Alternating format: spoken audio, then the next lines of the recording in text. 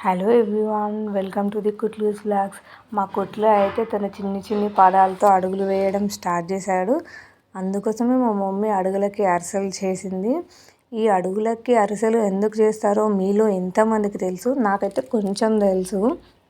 మన పూర్వం పెద్దలు పిల్లలు అడుగులు వేయడం స్టార్ట్ చేస్తే అరిసెలు చేసేవారంట. దీనికి చాలా పెద్ద మీనింగ్ ఉందండి. వీళ్ళు వేసే ప్రతి ఒక్క అడుగు ఈ భూమి మీద ఒక తీపి గుర్తుగా నిలిచిపోవాలనేసి ఇలా అరిసెలు చేయడం చేసేవారంట.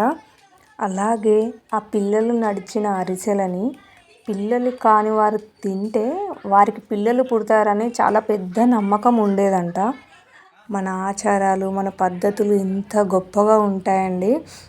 అందుకే అంటారేమో పెద్దల మాట పెరుగన్నం మూట.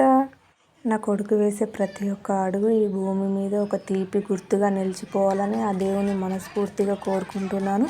మీరు కూడా ఆశీర్వదించండి. మా వాడి కాన్సన్ట్రేషన్ మొత్తం ఆ అరిసెప్ప మీదే ఉంది. నడవరా నాయన అంటే నేను నడవనే మమ్మీ అని అలానే నిల్చుండిపోయాడు. అసలు ఎంత సతాయించాడో. వాడికి మాత్రం ఆ అప్ప చాలా బాగా నచ్చింది. దాన్ని తినుకుంటూనే పిలుచుకుంటూ మాట్లాడుకుంటూనే ఉన్నాడు. ఎంత ట్రై చేసినా కానీ అసలు ఒక్క అడుగు కూడా ముందుకు వేయలేదు ఎందుకో అసలు.